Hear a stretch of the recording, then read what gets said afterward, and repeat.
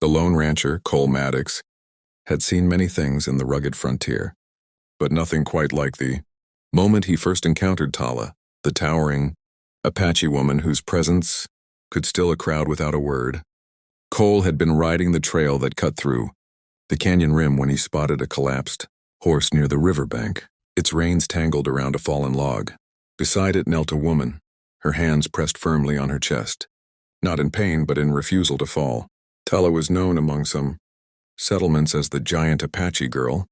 Though she was no child, her height, broad shoulders, and powerful frame made her unforgettable. She had earned a respected name among her people, but now she seemed weakened, as if something vital had been taken from her. Cole approached slowly, one hand on his reins and the other open to show he meant no harm. "Ma'am, you need help?" he asked, his voice steady. She lifted her head, eyes sharp even in her exhaustion. Cole had heard stories told by passing travelers, an Apache woman who could lift a wounded warrior alone, who tracked raiders across mountains, who stood between two tribes to stop a blood feud.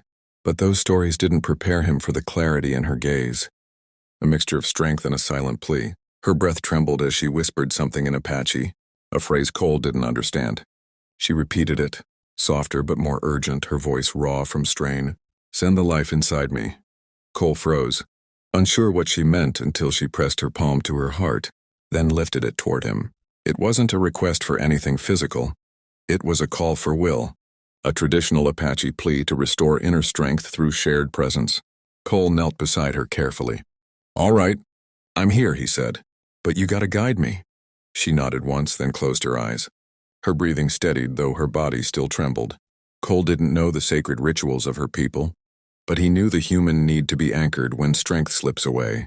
He remained still beside her, letting her lean on his shoulder until her shaking eased. When Tala could finally stand, she towered over him like a pillar carved from stone. Her voice gained clarity. "My tribe was taken," she said. "A raiding band struck at night. They bound me first, knowing I would stop them. I broke free, but too late. They ride toward the iron road, thinking no one will follow." Her jaw tightened, the only sign of the anger she held in check. Cole knew the iron road, the newly built train line where raiders often traded stolen goods and people to outskirt gangs who stayed far from the law. "You're hurt," Cole said. "You can't take them alone." "I will not leave my people in chains," she replied. Cole didn't hesitate. "Then I ride with you." She studied him carefully, measuring his sincerity. Most ranchers kept their distance from tribal conflicts, not wanting trouble. But Cole had lost his own brother to raiders years ago. He knew too well what happened when good men stood aside. Tala finally nodded. "Your spirit is steady. Walk with me." Together they trekked toward Cole's horse. Tala's injured mount couldn't continue, so Cole helped secure its reins and whispered a promise to return for it. Tala watched him with unexpected softness. Not many men showed care for another's animal with such respect. As they rode along the narrow canyon trail, Tala explained more, how the raiders had infiltrated by pretending to trade, how her uncle, a chief, had been struck down trying to protect the elders, how children were taken to be sold to distant camps. Her voice carried no fear, only a steady resolve. Cole listened carefully. "We'll get them back," he said. It wasn't bravado, just steady promise. They traveled until they reached the old Spanish fort ruins, the one raiders often used to rest. Tala dismounted and moved silently along the wall, signaled Cole to keep low.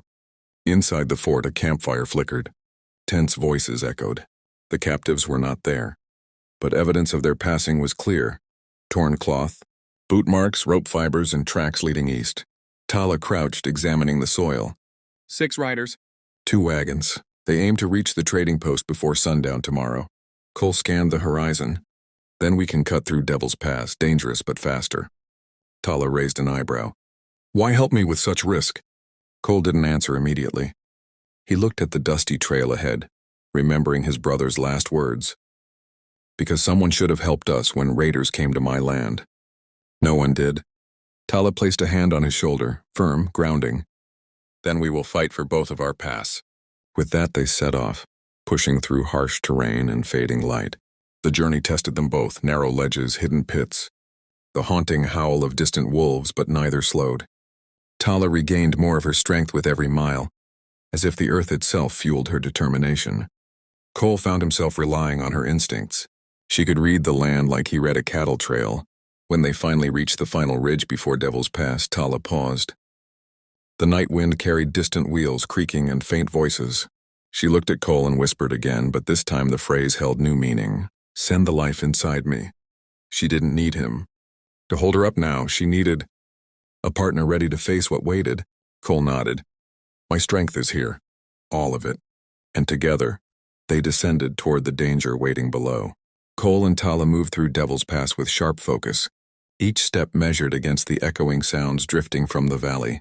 The path twisted between high stone walls, making every noise seem closer than it was. Tala lifted her hand to signal silence. Cole halted instantly.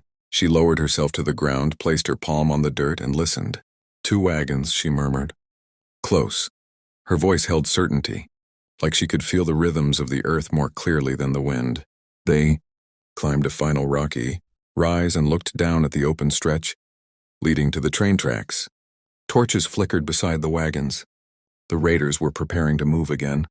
Cole counted them, 6 riders, just as Tala had predicted. The captives sat tied under guard. Cole recognized fear on their faces. Mothers, elders, 2 young boys huddled together, and Tala's uncle, injured but alive. Tala's expression hardened, but she didn't rush.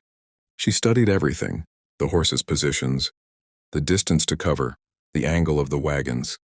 Cole saw her plan forming even before she spoke. We take them fast, she said. Noise will bring the train guards. They won't ask questions. The guards at the Iron Road were known for harsh judgment. Anyone seen fighting near the tracks risked being shot regardless of who was right. Cole nodded. We strike before the wagons roll. Tala reached for a long wooden staff tied behind her saddle.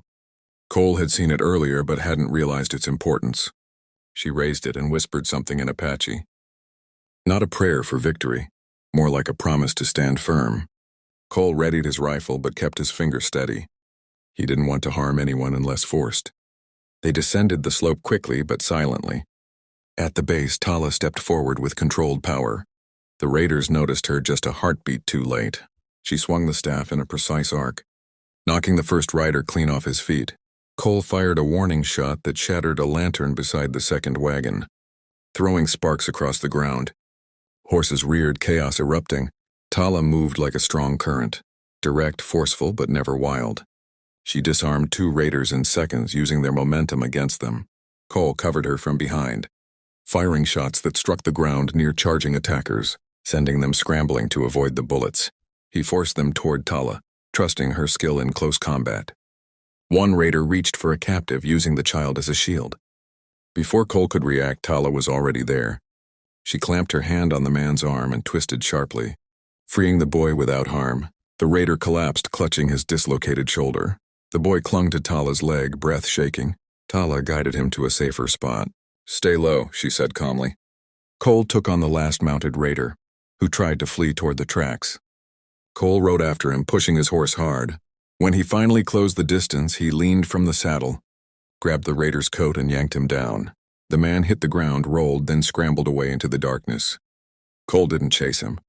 The important part was done. Back at the wagons, Tala was freeing the captives. Her uncle rested against a wheel, his breathing rough. You returned, he said, his voice strained but full of pride. I knew your spirit would not fall. Tala helped him stand carefully. We walk together, she said. She didn't need to say more. The respect between them spoke clearly. Cole scanned. The ridge. We need to move before patrols arrive. They'll think we're raiders too if they see us. Tala agreed. The group moved away from the tracks, keeping to the shadowed side of the pass. The captives followed in a slow line, leaning on one another but steady. Tala carried one of the elders on her back without hesitation. Cole supported Tala's uncle on his other side. When they finally reached a safer clearing, Tala set the elder down gently. The tribe gathered around her, not with celebration but with deep gratitude. Tala looked at Cole, her expression firm yet warm. You gave strength when I asked for it, she said. The words I spoke earlier, they mean to awaken courage, not borrow it. Cole nodded. You already had enough. I just stood beside it. Tala's uncle stepped forward. Your paths crossed for a reason. The land remembers such things. Cole didn't fully understand, but he accepted the words with quiet respect. As dawn approached, Tala and Cole stood at the edge of the clearing. The horizon brightened, revealing the long road each of them would soon take.